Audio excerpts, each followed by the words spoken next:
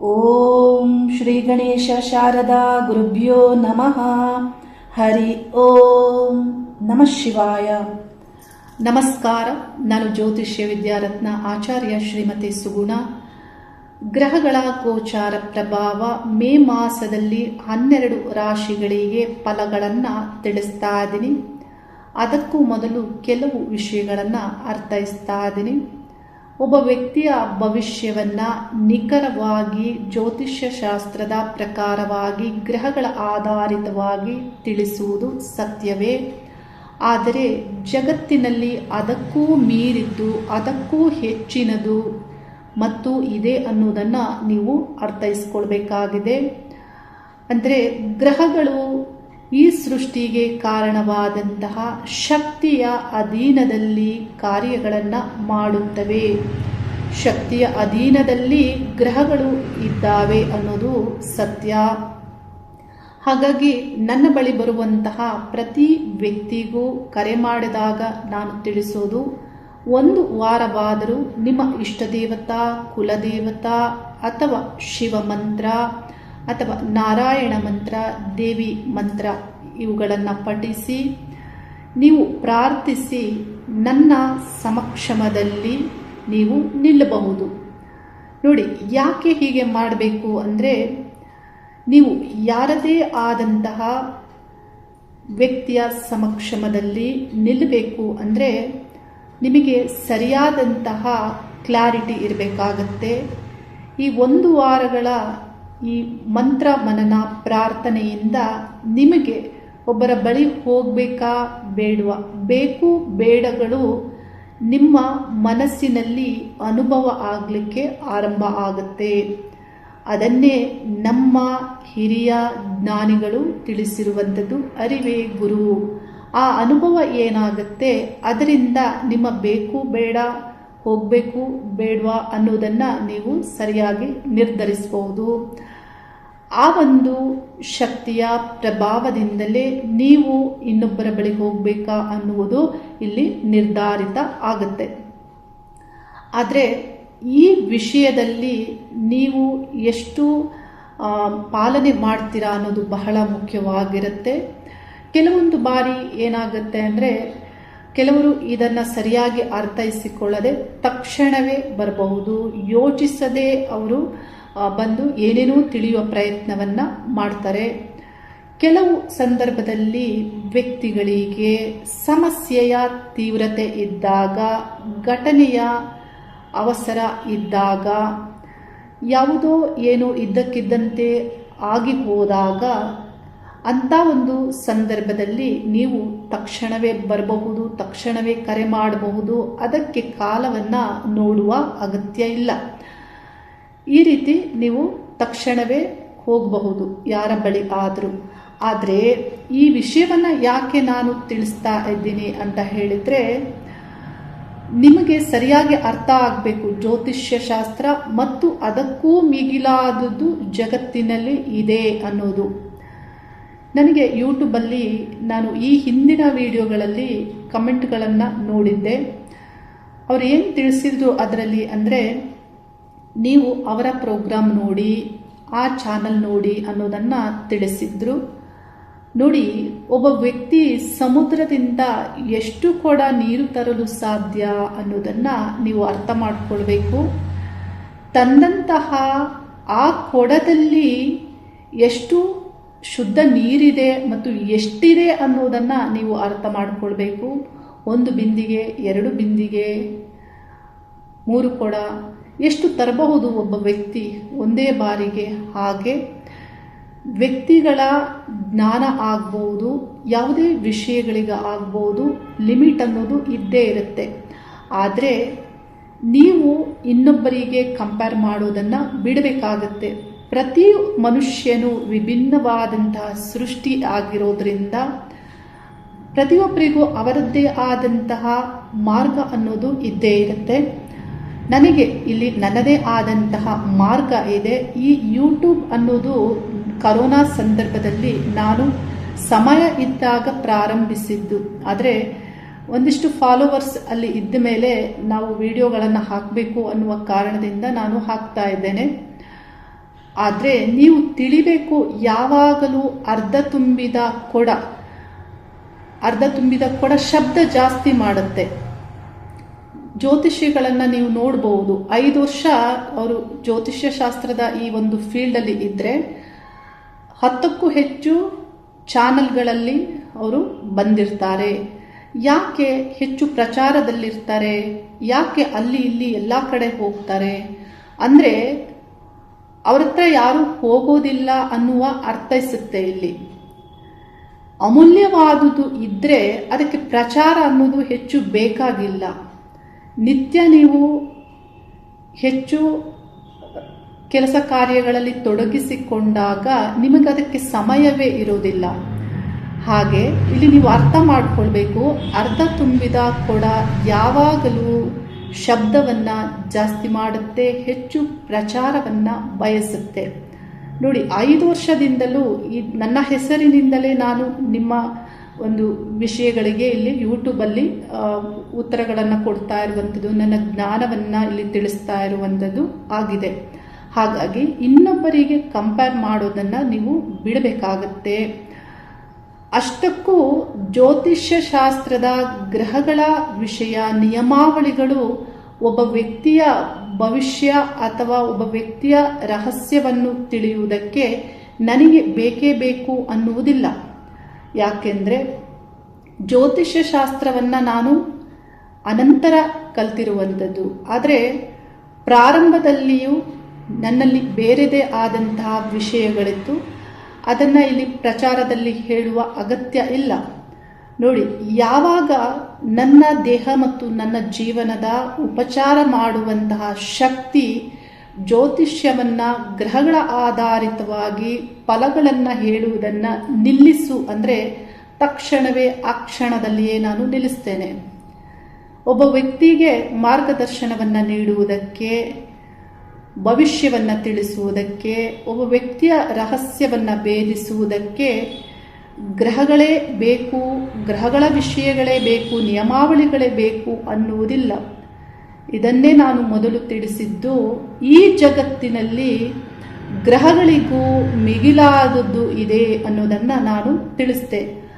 ಅಂದರೆ ನೋಡಿ, ಇಂತೆಲ್ಲ ವಿಷಯಗಳನ್ನು ಪ್ರಚಾರದಲ್ಲಿ ಅಥವಾ ಹೇಗಂದ್ರೆ ಹೇಗೆ ಉಪಯೋಗ ಮಾಡುವಂಥದ್ದಲ್ಲ. ಜ್ಯೋತಿಷ್ಯ ಶಾಸ್ತ್ರಕ್ಕೆ ತಿಳಿದಂತಹ ಪರಿಪೂರ್ಣ ವ್ಯಕ್ತಿಗೆ ಅವರ ಜೀವನದಲ್ಲಿ ಬಹಳಷ್ಟು ನಿರ್ಬಂಧಗಳನ್ನು ಅವರೇ ಹಾಕಿಕೊಂಡಿರ್ತಾರೆ. ನೋಡಿ, ಜ್ಯೋತಿಷಿಗಳು ನೀವು ನೋಡಿರ್ಬೋದು, ಒಬ್ಬ ವ್ಯಕ್ತಿಯ ಪರ್ಸ್ನಲ್ ವಿಷಯಗಳನ್ನು ಪಬ್ಲಿಕ್ ಆಗಿ ಹೆಸರಿಟ್ಟು ಚರ್ಚೆ ಮಾಡ್ತಾರೆ. ಜ್ಯೋತಿಷ್ಯ ಶಾಸ್ತ್ರದಲ್ಲಿ ಇದು ಇಲ್ಲವೇ ಇಲ್ಲ. ಯಾವುದೇ ವ್ಯಕ್ತಿ ಆಗ್ಬೋದು, ಫೇಮಸ್ ಆಗಿರ್ಬೋದು ಅಥವಾ ಆ ವ್ಯಕ್ತಿ ರಾಜಕಾರಣಿ ಆಗ್ಬೋದು, ಆ್ಯಕ್ಟರ್ ಆಗ್ಬೋದು, ಇವರ ವಿಷಯಗಳನ್ನು ಜ್ಯೋತಿಷ್ಯ ಶಾಸ್ತ್ರದಲ್ಲಿ ಹೇಗಂದ್ರೆ ಹೇಗೆ ಚರ್ಚೆ ಮಾಡುವಂತಿಲ್ಲ.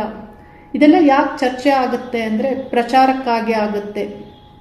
ಭಾರತದಲ್ಲಿ ರ್ಯಾಂಡಮ್ ಆಸ್ಟ್ರಾಲಜಿಯಿಂದ ಏನು ಹೆಚ್ಚು ವೀಕ್ಷಣೆ ಆಗುತ್ತೆ, ಅದಕ್ಕಾಗಿ ಹೆಚ್ಚು ವಿಡಿಯೋಗಳನ್ನು ಜನರು ಹೆಚ್ಚು ಮಾಡ್ತಾರೆ.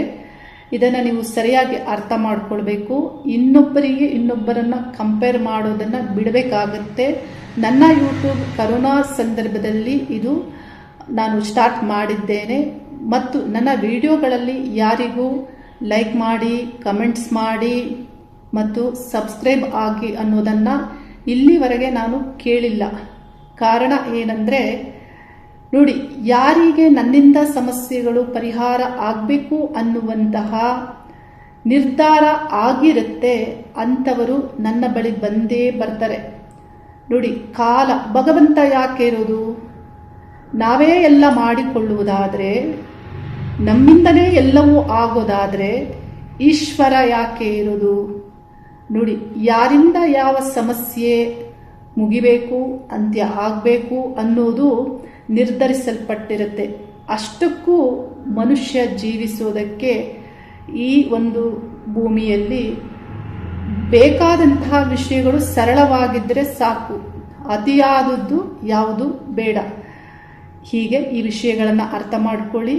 ನನಗೆ ನೀವು ಕಮೆಂಟ್ಸ್ ಹಾಕೋ ಮುಂಚೆ ಯೋಚನೆ ಮಾಡಿ ನನ್ನ ಬಗ್ಗೆ ತಿಳಿದುಕೊಂಡು ನೀವು ಕಮೆಂಟ್ಸನ್ನು ಮಾಡಿ ಅನ್ನೋದನ್ನು ನಾನು ತಿಳಿಸ್ತಾ ಇದ್ದೇನೆ. ಮೇ ಮಾಸದಲ್ಲಿ ಗ್ರಹಗಳ ಗೋಚಾರದಲ್ಲಿ ಗ್ರಹಗಳ ಸಂಚಾರ ಸ್ಥಿತಿ ಮೇಷರಾಶಿಯಲ್ಲಿ ಗ್ರಹಗಳಲ್ಲಿಯೇ ಮುಖ್ಯ ಗ್ರಹ ಸೂರ್ಯಗ್ರಹ 15 ದಿನಗಳ ಕಾಲ ಸಂಚಾರ ಮತ್ತು ವೃಷಭ ರಾಶಿಯಲ್ಲಿ 15 ದಿನಗಳ ಕಾಲ ಸಂಚಾರ ಆಗಲಿದ್ದು, ಸೂರ್ಯನೊಂದಿಗೆ ಬುಧ ಗ್ರಹ ಮೇಷ ಮತ್ತು ವೃಷಭದಲ್ಲಿ ಸಂಚಾರ ಆಗಲಿದ್ದು, ಶುಕ್ರ ಗ್ರಹ ವೃಷಭ ರಾಶಿಯಲ್ಲಿ ಮತ್ತು ಮಿಥುನ ರಾಶಿಯಲ್ಲಿ ಸಂಚಾರ ಮಾಡಲಿದ್ದು, ಕುಜ ಗ್ರಹ ಮೀನ ರಾಶಿಯಲ್ಲಿ ಮತ್ತು ಮೇಷ ರಾಶಿಯಲ್ಲಿ ಸಂಚಾರ ಮಾಡಲಿದ್ದು, ರಾಹುಕೇತು ಗ್ರಹಗಳು ಸಿಂಹ ರಾಶಿ ಕುಂಭ ರಾಶಿಯಲ್ಲಿ ಸಂಚಾರ ಮಾಡಲಿದ್ದು, ಶನಿ ಗ್ರಹ ಮೀನ ರಾಶಿಯಲ್ಲಿ ಸಂಚಾರ, ಗುರುಗ್ರಹ ಮಿಥುನ ರಾಶಿಯಲ್ಲಿಯೇ ಸಂಚಾರ ಮಾಡಲಿದ್ದು, ಈ ಗ್ರಹಗಳ ಗೋಚಾರ ಪ್ರಭಾವ 12 ರಾಶಿಗಳಿಗೆ ಮೇ ಮಾಸದಲ್ಲಿ ಫಲಗಳನ್ನು ತಿಳಿಸ್ತಾ ಇದ್ದೇನೆ. ಧನಸ್ಸು ರಾಶಿಯವರಿಗೆ ಮೇ ಮಾಸದಲ್ಲಿ ರಾಶ್ಯಾಧಿಪತಿ ಗುರುಗ್ರಹ ಸಪ್ತಮ ಮೀನ ರಾಶಿಯಲ್ಲಿಯೇ ಸಂಚಾರ ಮಾಡೋದ್ರಿಂದ ಈ ಮಾಸ ಪೂರ್ಣ ಗುರುಬಲ ಇರಲಿದೆ. ಆದರೆ ಜೂನ್ ಮಾಸದಿಂದ ಗುರುಬಲವನ್ನ ಕಳೆದುಕೊಳ್ತೀರಾ. ಗುರುಗ್ರಹ ನಿಮಗೆ ರಾಶ್ಯಾಧಿಪತಿ, ನಿಮ್ಮ ರಾಶಿಯನ್ನ ವೀಕ್ಷಿಸ್ತಾರೆ. ಆದರೆ ಧನಸ್ಸು ರಾಶಿಯವರು ನೀವು ನಿಮ್ಮ ಬಗ್ಗೆ ಯೋಚಿಸಿ, ಎಷ್ಟು ಜನ ನೆಮ್ಮದಿಯಾಗಿದ್ದೀರಾ, ಎಷ್ಟು ಧನಸ್ಸು ರಾಶಿಯ ಯುವಕರಿಗೆ ಯುವತಿಯರಿಗೆ ವಿವಾಹ ಆಗಿದೆ ಮತ್ತು ಎಷ್ಟು ಜನ ಉದ್ಯೋಗದಲ್ಲಿ ಅಚೀವ್ ಮಾಡಿದ್ದೀರಾ. ಯಾಕೆ ಅಂದರೆ ಈ ಗುರುಬಲವನ್ನೇ ಒತ್ತು ಕೊಟ್ಟು ಜ್ಯೋತಿಷ್ಯ ಶಾಸ್ತ್ರದಲ್ಲಿ ಜ್ಯೋತಿಷಿಗಳು ಗೋಚಾರ ಫಲಗಳನ್ನು ತಿಳಿಸ್ತಾರೆ. ಆದರೆ ಬಹುತೇಕ ನೀವು ಜನರನ್ನ ನೋಡ್ಬೋದು, ಧನಸ್ಸು ರಾಶಿಯವರನ್ನ ನೀವೇನೂ ಫಲಗಳನ್ನು ಪಡೆದುಕೊಂಡಿರೋದಿಲ್ಲ. ವಿವಾಹಕ್ಕೆ ತುಂಬಾ ಪ್ರಯತ್ನ ಪಡ್ತಾ ಇರ್ತೀರಾ, ಆದರೆ ವಿವಾಹವೇ ಆಗಿರೋದಿಲ್ಲ.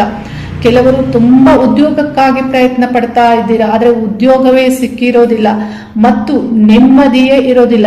ಯಾಕೆ ಹೀಗೆ ಅಂದ್ರೆ ನಿಮ್ಮ ಜನ್ಮ ಜಾತಕದಲ್ಲಿ ನಡೆಯುವ ದಶಾಭುಕ್ತಿಗಳೇ ಇದಕ್ಕೆ ಕಾರಣವಾಗಿರುತ್ತೆ. ಅಂದ್ರೆ ಈ ಗೋಚಾರದಲ್ಲಿ ಗುರುಬಲ ಆಗಬಹುದು, ಇತರ ಗ್ರಹಗಳ ಫಲ ಆಗಬಹುದು, ನಿಮಗೆ ಕಡಿಮೆ ಪ್ರಮಾಣದಲ್ಲಿ ಸಿಗುತ್ತೆ.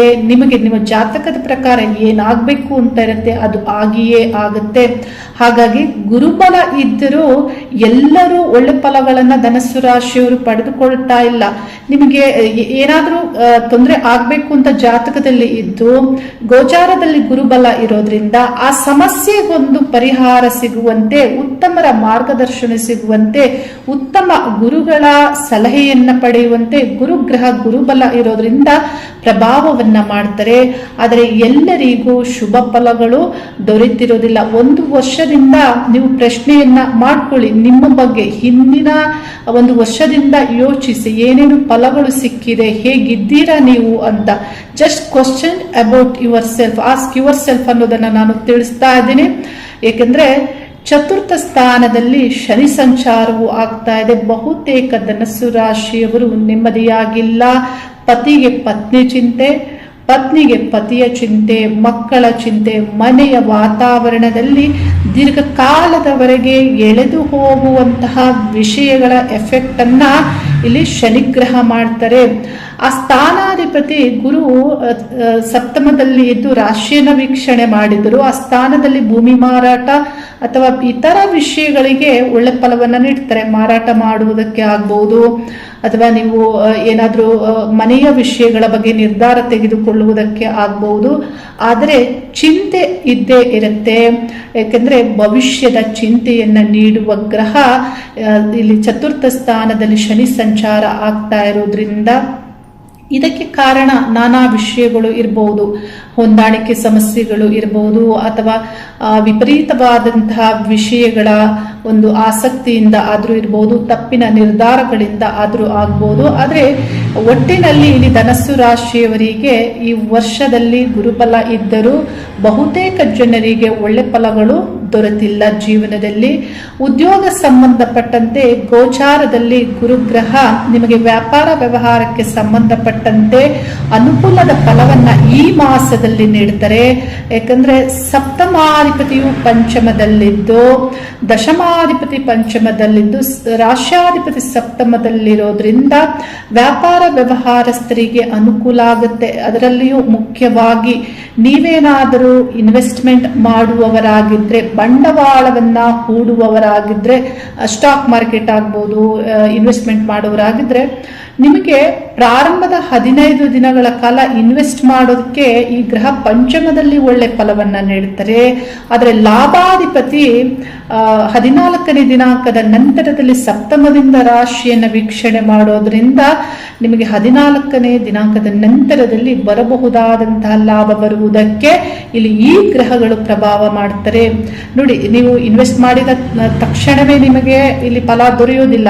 ಕೆಲವರು ಯಾವುದೇ ಒಂದು ಪ್ರಾಡಕ್ಟ್ ಅನ್ನ ನೀವು ತೆಗೆದುಕೊಂಡು ಬಂದು ಅದಕ್ಕೆ ಬಂಡವಾಳವನ್ನ ಹಾಕಿ 15 ದಿನ ಆದ್ಮೇಲೆ ನಿಮಗೆ ಹಣ ಬರುವುದಿರುತ್ತೆ. ಹೀಗೆ ಈ ಗ್ರಹಗಳು ಈ ರೀತಿ ಈ ಮಾಸದಲ್ಲಿ ಪ್ರಭಾವವನ್ನ ಮಾಡಲಿದ್ದು, ನಿಮ್ಮ ಕೆಲಸ ಕಾರ್ಯಗಳಿಗೆ ಮತ್ತು ಶುಭ ಕಾರ್ಯಗಳಿಗೆ ರಾಶ್ಯಾಧಿಪತಿ ಅನುಕೂಲವನ್ನ ಮಾಡಿಕೊಡ್ತಾರೆ. ಆದರೆ ಈ ಮಾಸದಲ್ಲಿ ಅಧಿಕ ಮಾಸದ ಆರಂಭವೂ ಆಗೋದ್ರಿಂದ ನಿಮ್ಮ ಶುಭ ಆರಂಭಗಳನ್ನ ನೀವು 15 ದಿನಗಳ ಒಳಗಡೆ ಮಾಡ್ಕೋಬೇಕಾಗುತ್ತೆ. ಆ ನಂತರದಲ್ಲಿ ಜೂನ್ ಮಾಸದಲ್ಲಿ ಗುರುಬಲವೂ ಇರೋದಿಲ್ಲ. ಇಲ್ಲಿ ವಿವಾಹ ಆಗ್ಬೋದು, ನಿಮ್ಮ ಒಂದು ಉಪನಯನ ಸಂಸ್ಕಾರ ಆಗ್ಬೋದು, ಈ ತರ ಯಾವುದೇ ವಿಷಯಗಳನ್ನ ಗುರುಬಲವನ್ನೇ ನೀವು ಹೆಚ್ಚು ನಂಬಿ ನೀವೇನಾದರೂ ಆರಂಭ ಮಾಡ್ಕೊಳ್ಬೇಕಂದ್ರೆ 15 ದಿನದ ಒಳಗಡೆ ಮಾಡ್ಕೋಬೇಕಾಗತ್ತೆ. ಆ ನಂತರದಲ್ಲಿ ಅಧಿಕ ಮಾಸದ ಆರಂಭ ಆಗಲಿದೆ. ಜೂನ್ ಮಾಸದಲ್ಲಿ ಗುರುಬಲವನ್ನ ಕಳೆದುಕೊಳ್ತೀರಾ. ವಿವಾಹಕ್ಕೆ ಸಂಬಂಧಪಟ್ಟಂತೆ ಆ ಸ್ಥಾನದಲ್ಲಿ ಶುಕ್ರ ಗ್ರಹದ ಸಂಚಾರವೂ ಆಗಲಿದೆ. ಇಲ್ಲಿ ಗುರು ಸಂಚರಿಸುವಾಗ ಅಲ್ಲಿ ಸಪ್ತಮದಲ್ಲಿ 1 ವರ್ಷದಿಂದಲೂ ಬಹುತೇಕ ಜನರಿಗೆ ವಧುವರರ ವೀಕ್ಷಣೆಯಲ್ಲಿ ನಿಮಗೆ ಏನೋ ಒಂದು ಕೊರತೆಗಳಿಂದ ಇಷ್ಟ ಆಗ್ತಾ ಇರೋದಿಲ್ಲ. ನಾನಾ ರೀತಿಯ ಸಮಸ್ಯೆಗಳು, ನಾನಾ ರೀತಿಯ ರೀಸನ್ ಅನ್ನ ಹೇಳ್ತೀರಾ. ಈ ಸಮಸ್ಯೆ ಅಲ್ಲಿದೆ, ಅವರಲ್ಲಿ ಇಂಥ ಸಮಸ್ಯೆ ಇದೆ, ಹೀಗೆ. ಆದ್ರೆ ಇಲ್ಲಿ ಶುಕ್ರ ಗ್ರಹ ಮೇ ಮಾಸದ ಮಧ್ಯಭಾಗದಿಂದ ಅಲ್ಲಿ ಸಂಚಾರ ಮಾಡೋದ್ರಿಂದ ಏನಾದ್ರೂ ಒಪ್ಪಿಕೊಳ್ಳುವಂತಹ, ಆಕರ್ಷಣೆಗೆ ಒಳಪಡುವಂತೆ ಇಲ್ಲಿ ಶುಕ್ರನ ಪ್ರಭಾವ ಆಗಲಿದೆ. ಆದ್ರೂ ಗುರುಬಲ ಇಲ್ಲ ಅಂದ್ರೂ ನಿಮಗೆ ದಶಾಭುಕ್ತಿ ಶುಭವಾಗಿದ್ದರೆ ನೆಕ್ಸ್ಟ್ ಅಂದ್ರೆ ಜೂನ್ ಮಾಸದಿಂದ ಬರುವಂತಹ ಮಾಸಗಳಲ್ಲಿಯೂ ಮದುವೆ ಆಗ್ಬಹುದು, ವಿವಾಹ ಆಗ್ಬಹುದು, ಏನು ಹೆಚ್ಚಿನ ಸಮಸ್ಯೆಗಳಿಲ್ಲ. ಹಾಗಾಗಿ ಗುರುಬಲ ಇಲ್ಲ ಅನ್ನುವಂತಹ ಚಿಂತೆಯನ್ನ ಮಾಡಬೇಡಿ. ದಶಾಭುಕ್ತಿಗಳನ್ನ ಪರಿಶೀಲಿಸಿಕೊಳ್ಳಿ. ಇನ್ನು ಗವರ್ಮೆಂಟ್ ಉದ್ಯೋಗಸ್ಥರಿಗೆ ನಿಮಗೆ ಪಂಚಮ ಸ್ಥಾನದಲ್ಲಿ ಸೂರ್ಯಗ್ರಹ ಸಂಚಾರ ಆಗ್ತಾ ಇರೋದ್ರಿಂದ ಹೆಚ್ಚಿನ ಸಮಸ್ಯೆಗಳು ಇಲ್ಲ. ಈ ಗ್ರಹ ಮಧ್ಯಭಾಗದಿಂದ ಷಷ್ಠ ಸ್ಥಾನವನ್ನ ಪ್ರವೇಶಿಸ್ತಾರೆ, ಅಲ್ಲೂ ಹೆಚ್ಚಿನ ಸಮಸ್ಯೆಗಳಿಲ್ಲ. ಒಳ್ಳೆಯದನ್ನೇ ಪಡೆದುಕೊಳ್ತೀರಾ. ಗೌರವ ಆಗ್ಬೋದು, ಒಳ್ಳೆಯ ನಿರ್ಧಾರ ತೆಗೆದುಕೊಳ್ಳುವುದಕ್ಕೆ ಮತ್ತು ಜವಾಬ್ದಾರಿಯನ್ನು ನಿಭಾಯಿಸುವುದಕ್ಕೆ ಎಲ್ಲದಕ್ಕೂ ಸೂರ್ಯಗ್ರಹ ಒಳ್ಳೆ ಫಲವನ್ನ ನೀಡಲಿದ್ದು, ಮಧ್ಯಭಾಗದಿಂದ ಹಾರ್ಡ್ ವರ್ಕ್ ಥ್ರೂ ಲಕ್ ದೊರೆಯುತ್ತೆ ಅನ್ನೋದನ್ನ ಈ ಸೂರ್ಯ ಮತ್ತು ಬುಧ ಗ್ರಹಗಳು ಪ್ರಭಾವವನ್ನ 6ನೇ ಸ್ಥಾನದಲ್ಲಿ ಮಾಡಲಿವೆ. ಮತ್ತು ಶತ್ರುಗಳು ಯಾರೇ ಇದ್ದರು, ಈ ನಿಮ್ಮ ಆಪೋಸಿಟ್ ಯಾರೇ ಇದ್ರು, ಅವರೊಂದಿಗೆ ಬರುವ ಅಡೆತಡೆಗಳನ್ನ ನಿಮ್ಮ ಶತ್ರುಗಳಿಂದ ಸರಿಯಾದಂತಹ ಅವರಿಗೆ ದಿಟ್ಟ ನಿರ್ಧಾರಗಳನ್ನ ಕೊಡುವಂತೆಯೂ ಈ ಗ್ರಹಗಳು ಪ್ರಭಾವವನ್ನ ಧನುಸ್ಸು ರಾಶಿಯವರಿಗೆ ಮಾಡಲಿದೆ. ಮತ್ತು ಸೇವಾ ವೃತ್ತಿ ಸಂಬಂಧಪಟ್ಟಂತೆ ಹೆಚ್ಚು ಸಮಸ್ಯೆಗಳಿಲ್ಲ.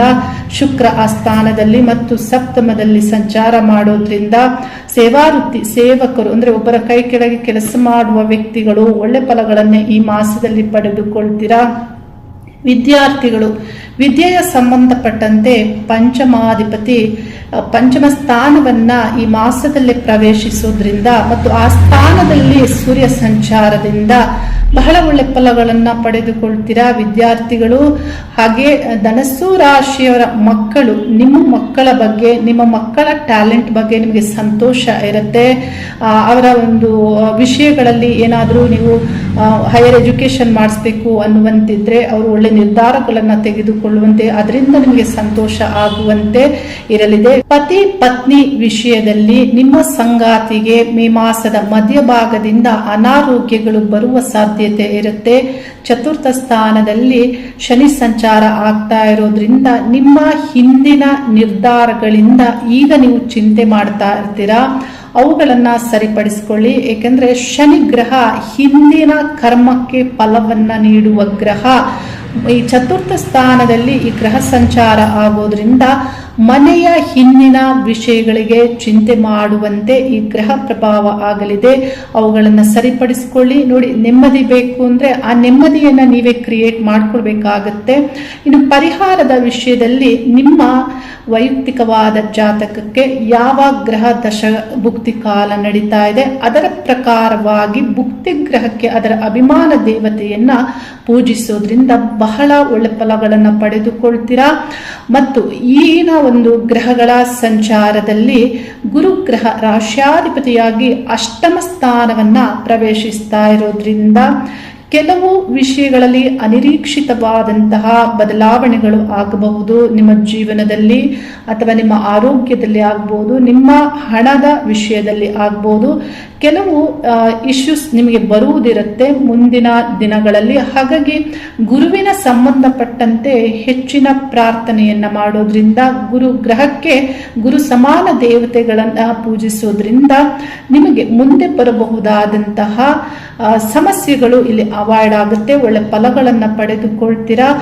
ಯಾವಾಗಲೂ ನೆಮ್ಮದಿಗಾಗಿ ನೀವು ಮಂತ್ರಗಳನ್ನ ಮನನ ಮಾಡ್ತಾ ಇರುವಂಥದ್ದು. ನಿಮ್ಮ ಇಷ್ಟ ದೇವತಾ ಮಂತ್ರವನ್ನ ಮನನ ಮಾಡ್ತಾ ಇರಿ. ವಿಶ್ವಶಕ್ತಿಯೊಂದಿಗೆ ಕನೆಕ್ಟ್ ಆಗುವಂತ ಪ್ರಯತ್ನವನ್ನ ಮಾಡಿ. ಆಗ ನಿಮ್ಮ ಚಿಂತೆಯು ದೂರ ಆಗುತ್ತೆ, ನಿಮಗೆ ಸೆಲ್ಫ್ ಕಾನ್ಫಿಡೆನ್ಸ್ ಹೆಚ್ಚಾಗುತ್ತೆ ಮತ್ತು ಹೊರಗಿನ ವಿಷಯಗಳಲ್ಲಿ ಆಕ್ಟಿವ್ ಆಗಿರುವುದಕ್ಕೆ, ನಿಮ್ಮ ಕಾರ್ಯಗಳಲ್ಲಿ ಸರಿಯಾದಂತಹ ನಿರ್ಧಾರ ತೆಗೆದುಕೊಳ್ಳುವುದಕ್ಕೆ ನಿಮ್ಮ ಇನ್ನರ್ ಕಾನ್ಸಿಯಸ್ ನಿಮಗೆ ಇಲ್ಲಿ ಸಹಾಯವನ್ನ ಮಾಡುತ್ತೆ. ಯಾವಾಗಲೂ ಪಾಸಿಟಿವ್ ಆಗಿರಿ, ಒಳ್ಳೆಯದೇ ಆಗುತ್ತೆ. ವಿಶ್ವಶಕ್ತಿಯಲ್ಲಿ ಪ್ರಾರ್ಥನೆ ಮಾಡ್ತೀನಿ. ಧನಸ್ಸು ರಾಶಿಯವರಿಗೆ ವಿಶ್ವಶಕ್ತಿಯ ರಕ್ಷೆಯಾಗಲಿ, ಒಳ್ಳೆ ಆಲೋಚನೆಗಳ ಪ್ರೇರಣೆ ಆಗಲಿ, ಶುಭವಾಗಲಿ. ಹರಿ ಓಂ ನಮಃ ಶಿವಾಯ.